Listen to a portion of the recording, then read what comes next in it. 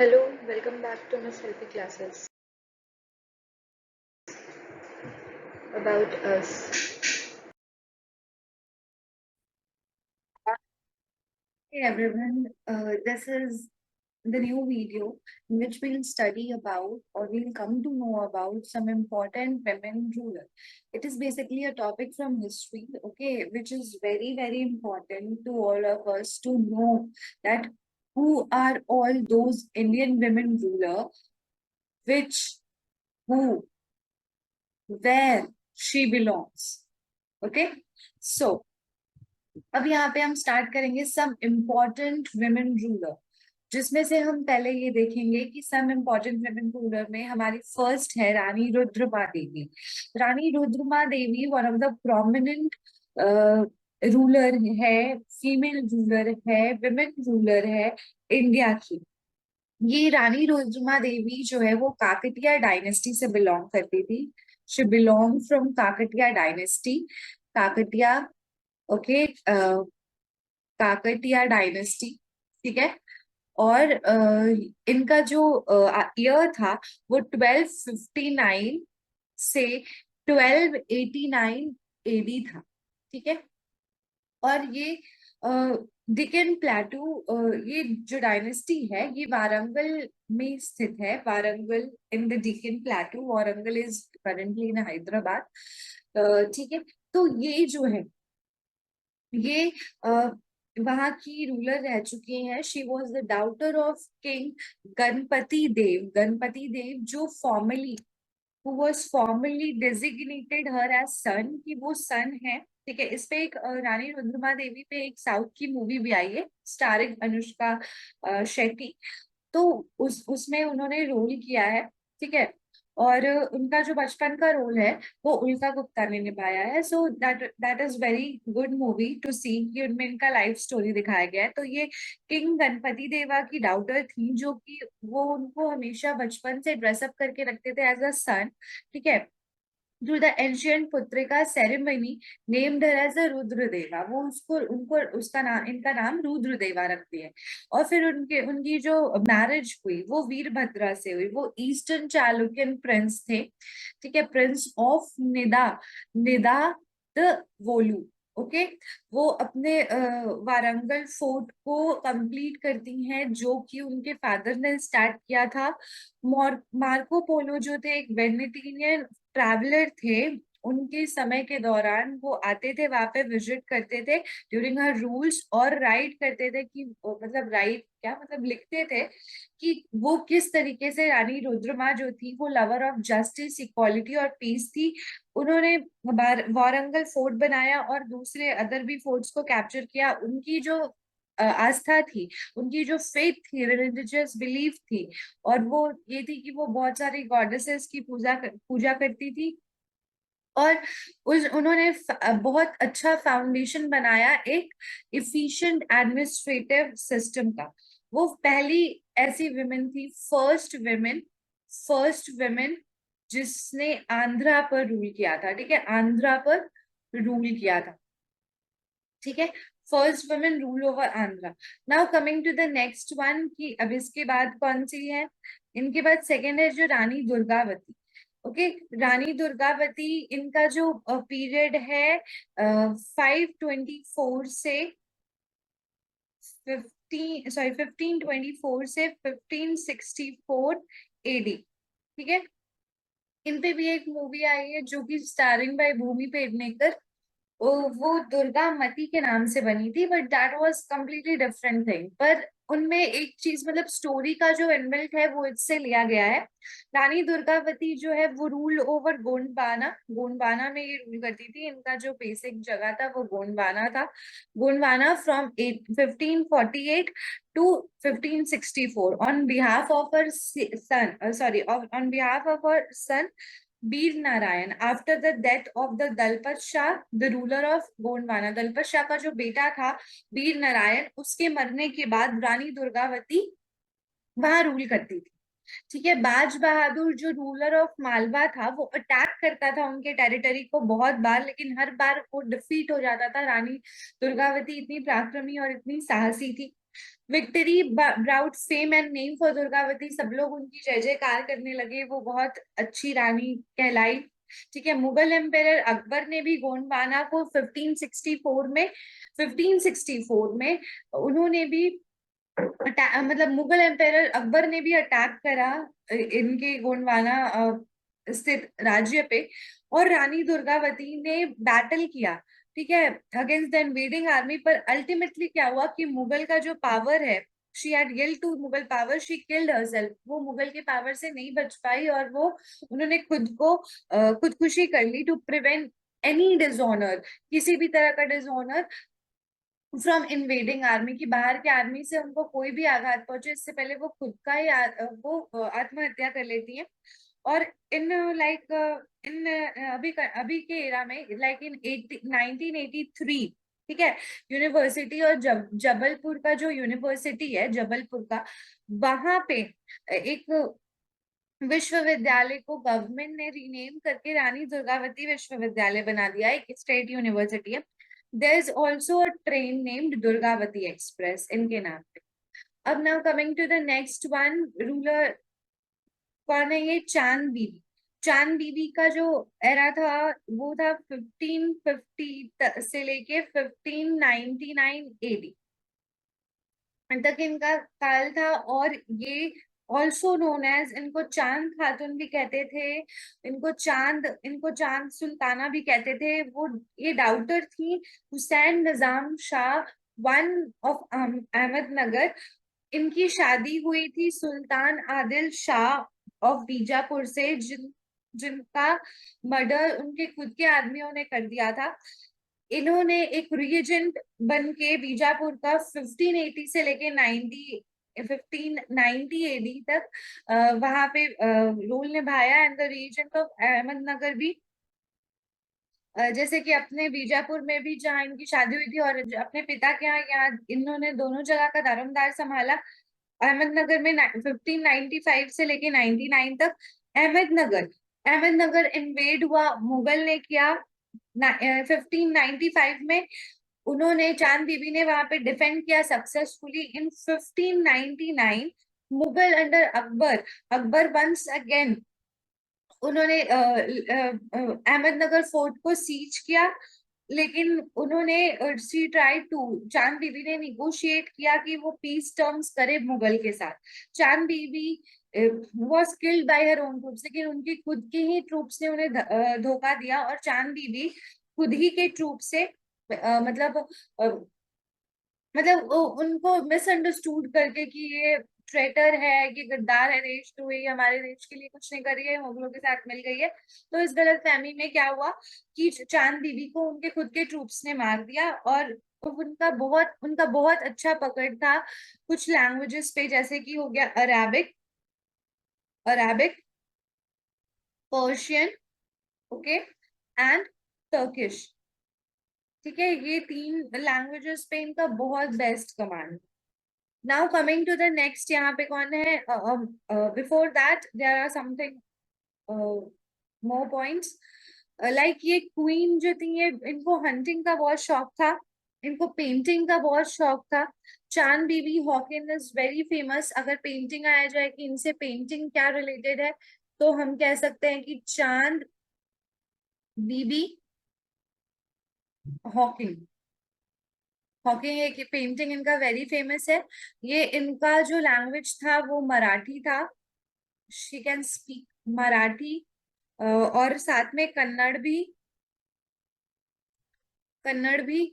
फिर उसके बाद एज इनका स्टेट लैंग्वेज, इनके सब्जेक्ट्स मोस्टली मराठी और कन्नड़ी थे, और इनको म्यूजिक और पेंटिंग में बहुत इंटरेस्ट था। इन्होंने अपना रिमार्केबल कंट्रीब्यूशन किया in making the Bijapur the world trade centre. इनका बहुत ही अच्छा रोल रहा है कि ये कंट्रीब्यूट किया कि बीजापुर कैसे वर्ल्ड ट्रेड सेंटर बन जाए। Okay, now coming to the next one, जो इम्पोर्टेंट रूलर रह चुकी हैं वो है अहिल्याबाई होलकर। ओके, अहिल्याबाई होलकर जो थी उनका देवी अहिल्याबाई होलकर, इनका जो पीरियड है, इनका जो एरा है वो 1725 से लेके 1795 एडी तक रहा है। और देवी अहिल्याबाई होलकर ने अहमदनगर को 1766 से लेके 1795 तक रूल किया है। ये डाउटर थी किनकी, ये बेटी थी किनकी, माना कोजी शिंदे की। और इन लाइक इन 1733 इनको खांडे राव होलकर से शादी करवा दी गई थी, जिनकी मृत्यु हो गई थी कब, जिनकी मृत्यु हो गई थी लाइक बैटल ऑफ कुंभेर में इन 1750, इन 1754 में शी बिकेम अ विडो। अब यहाँ पे क्या हुआ कि her father in law Malhar Rao Holkar, ठीक है, इनको गाइड करते थे इनके रूलिंग्स और इनके नीति बनाने में, इनके पॉलिसीज मेकिंग में। और इस तरीके से अहिल्याबाई ने बहुत सारे काम की, और वो अपने जो कैपिटल थे, अपने जो कैपिटल थे किंगडम कैपिटल, उसको इन्होंने प्लेस कर दिया कहाँ, in Maheshwar. She constructed splendid Ahilya fort on like in 18th century। Maratha architect based था ये, और ये नर्मदा रिवर पे था। महेश्वर जो था एक बहुत बहुत बड़ा, एक बहुत फेमस इंडस्ट्रियल सेंटर था। महेश्वर इंडस्ट्रियल सेंटर था, और यहाँ पे बहुत सारे डेस्टिनेशन थे, लिटरेरी के, फेमस स्कल्पचर के, म्यूजिक के और अदर फाइन आर्ट्स के। मोरपंथ एक फेमस मराठी पोएट थे जो इनके टाइम कंटेम्प्रेरी थे, ठीक है। द शाहिर अनंत पहाड़ी, संस्कृत स्कॉलर खुशहाली राम, ये सब जो है इनके पेट्रोनाइज्ड, दे आर पेट्रोनाइज्ड बाय हर, ये पैट्रन थी उनके टाइम की। इन्होंने कंट्रीब्यूट किया वेलफेयर ऑफ द वेमेन। इनका फेमिनाइन साइड जो है saw her aid widow in retaining their husband's wealth and adoption of the son। ठीक है, इनका जो है इनकी कृपा से बहुत ऐसी महिलाएं थी, ठीक है, जो हस्बैंड के वेल्थ और अडॉप्शन ऑफ सन की, उनके बाद उनकी जो उनका जो हस्बैंड का प्रॉपर्टी है वो इधर उधर ना हो जाए उनके हस्बैंड के बाद, तो उसको क्लेम करने के लिए उनको उनके साथ मतलब उनके उनके बाद वो कहाँ जाएंगी एज अ विडो एक बच्चे को लेके। तो ये सारी नीति इन्होंने बनाई, लोग इंस्पायर होके इनके लिए मतलब इनके साथ बढ़े, और इन्होंने कई लोगों को ऐसा हक दिलवाया। जो भी विडो का उस वक्त जो हस्बैंड का वेल्थ इधर उधर हो जाता था just because in bad hands, और वो चला गया और फिर उसके बाद ये लोग हेल्पलेस रह गए, ऐसे लोगों की ये बहुत मदद करती। अब इसके बाद जो है वो रजिया सुल्तान का जो पीरियड था ये था 1236 से लेके 40 एडी तक। अब इस ये रजिया सुल्तान को रजिया सुल्ताना भी कहते थे। ये फर्स्ट एंड ओनली विमेन थी दिल्ली सल्तनत की। शी बिलोंग टू दिल्ली सल्तनत, ये दिल्ली सल्तनत की थी। और ये क्या थी, ये इल्तुतमिश की बेटी थी। She was designated by Iltutmish her father due to इनका बहुत अच्छा मिलिट्री स्किल था, इस वजह से। और इन्होंने पर्दा सिस्टम गेव अप कर दिया और अपीयर किया कोर्ट में as a male with the कुवा which is known as court at that time. कुवा, कुवा is known to be as कुवा, दैट इज कोर्ट। वो जो मुगल शाह सॉरी जो दिल्ली सल्तनत में लोग पहनते थे, जो मेल किंग्स पहनते थे, और कुल्हा जो कैप था इन्होंने पहना, और इन्होंने पर्दा सिस्टम को गिव अप कर दिया। She started horse riding, hunting, commanding army. उनको बहुत इंटरेस्ट था एडमिनिस्ट्रेटिव एक्टिविटीज में। उन्होंने अपने टाइम में बहुत सारे इक्तदार्स, कमांडर्स और अदर ऑफिशियल्स को अपॉइंट किया। उन्होंने अफेयर्स किया, स्टेट के अफेयर्स को कंडक्ट किया, अफेयर्स को जितना भी है संभाला अच्छे से। दरबार नाम की जगह पे एक ओपन हॉल जहाँ पे सब लोग अपनी बात कह सके, उन्होंने उन्होंने उस टर्म को दरबार घोषित किया, दरबार नाम दिया। और वहां पे लोग आके डिस्कशन एंड स्टेट के जितने भी अफेयर्स हैं उनके बारे में बात कर सकते थे। Being an efficient ruler, Razia Sultan ने स्टेबल लॉ और ऑर्डर बनाया अपने एम्पायर के लिए। उन्होंने इम्प्रूव किया इंफ्रास्ट्रक्चर अपने कंट्री के by encouraging the trade, buildings, road, digging wells. उन्होंने एजुकेशन पे भी बहुत जोर डाला, school, academics for research, public libraries. Hindu works in science, philosophy, astronomy, literature को इन्होंने रिपोर्टेडली जो भी उस टाइम के एकेडमिक इंस्टीट्यूशन होते थे वहां पे पढ़ाने का स्टार्ट किया। उन्होंने कंट्रीब्यूट किया in the field of art and culture, encourage किया पेंटिंग और musician. She had to face the opposition of इक्तदार। कभी कभी ग्रुप जो होते थे, पावरफुल नोबल्स होते थे, कि लड़कियों की इतना काम कैसे कर रही है, वुमेन होके इतनी एफिशिएंट किंग कैसे है, तो वो कभी काफी काफी हस्तक्षेप करते थे। तो वहां पे कभी कभी एक ये आता है कि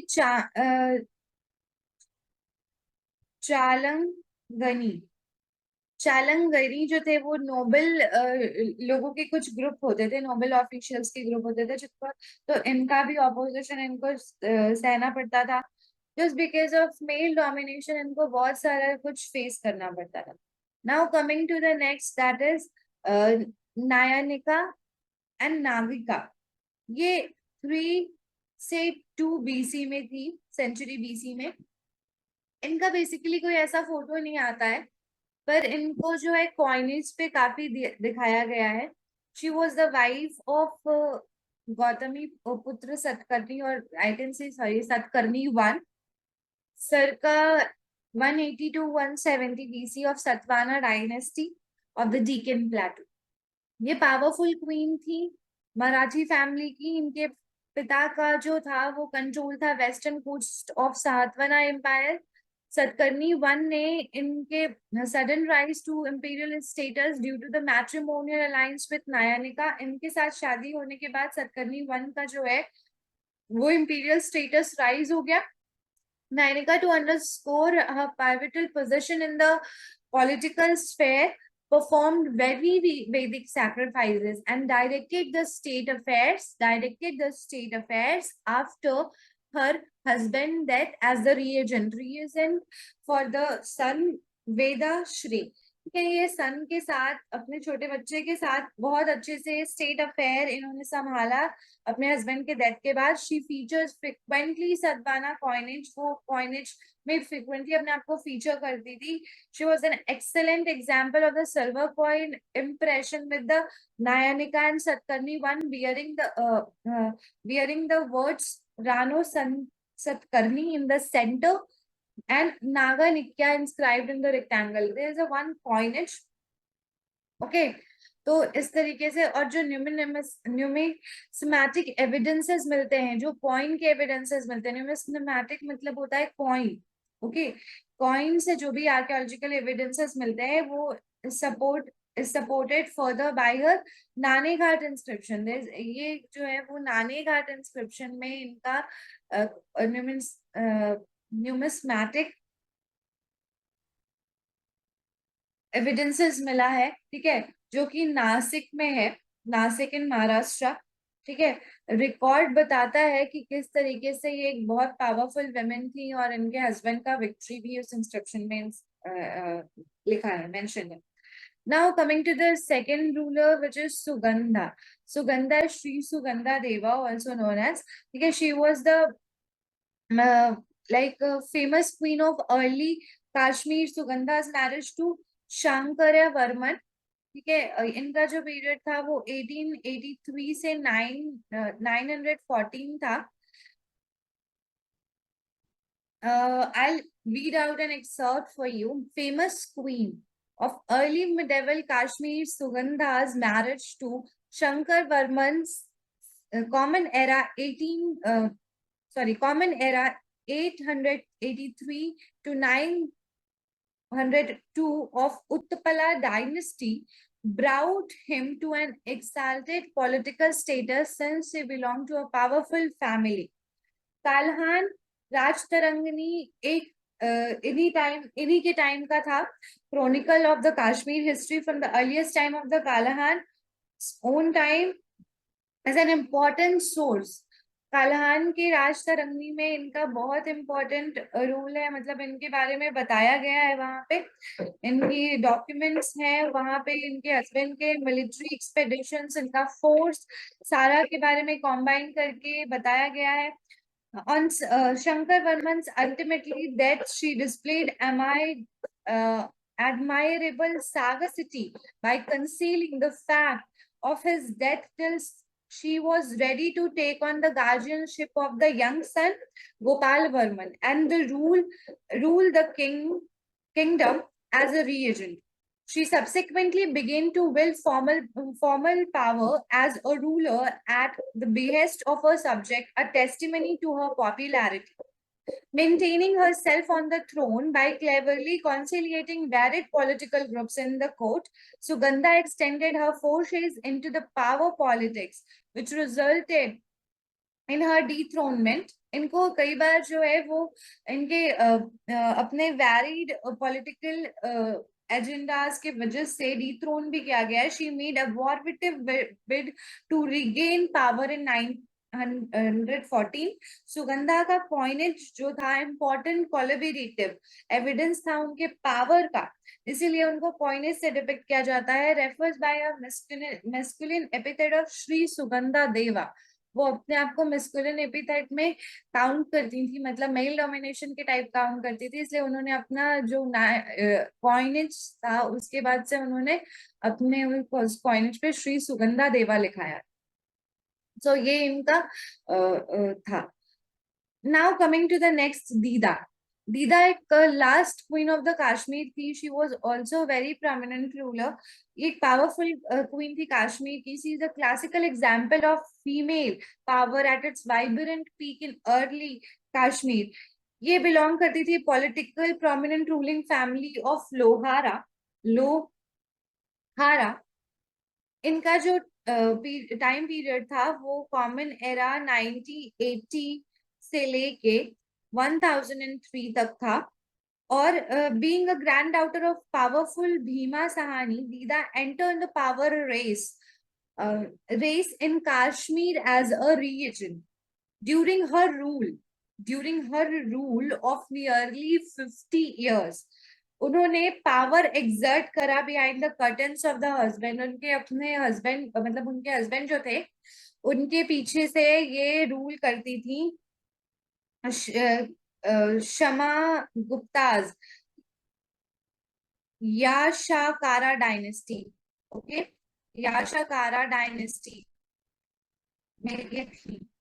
इनका lifetime then in the period of her regency ultimately as a formal sovereign, इन्होंने अपने पूरे जो टेरिटरी को था वो सॉवरेन डिक्लेयर करवाया था। दीदा ने बहुत कंसिडरेबल इन्फ्लुएंस दिया था अपने पूरे जो भी कश्मीर के टेरिटरी अपने यशकारा डायनेस्टी को। इनके नाम पे भी कॉइन इशू हुआ था जिसमें इन्होंने एपिथेट दिया था श्री दीदा देवा। Okay, now coming to the Prabhavati Gupta. Prabhavati Gupta is one of the prominent ruler। ठीक है, ये भी एक prominent ruler थी। कहाँ की? ये एंशियंट इंडिया में थी। daughter of Chandragupta II। Okay, daughter of Chandragupta II, she belongs to Gupta dynasty। Gupta dynasty से बिलोंग करती थी। married off to Rudrasena II of Vakataka dynasty। married कहाँ हुई थी? married to Vakataka dynasty. Vakataka dynasty में Rudrasena II of the western India. Rudrasena उनके बाद शादी के बाद मर गए जल्दी ही, तो प्रभावती के साथ दो सन थे, इनफैंट दिवाकर सेना और दामोदर सेना। इनके साथ इन्होंने पूरे वाकाटका स्टेट को ऑल ओवर तरीके से extremely competent manner closely aligning herself with the Gupta political interest, पूरे अच्छे से संभाला। ठीक है, और चंद्रगुप्त II हमेशा इनके पिता जो थे इनको एडवाइस करते थे for running the Vakataka kingdom. Prabhavati को सपोर्ट था उनके फादर के कैंपेन का against the Shakas which resulted further in the territorial acquisition of the Gupta dynasty। Detail of Gupta dynasty along with the Vakatakas are routinely mentioned on the copper plate। ठीक है, copper plate inscription में जो कि प्रभावती ने खुद issue करवाया था along with her coins। ठीक है, for the important sources of a rail, ठीक है, उनके जो भी जगह, उनका जो भी राज्य था, उसके different different source. So that's all, thank you.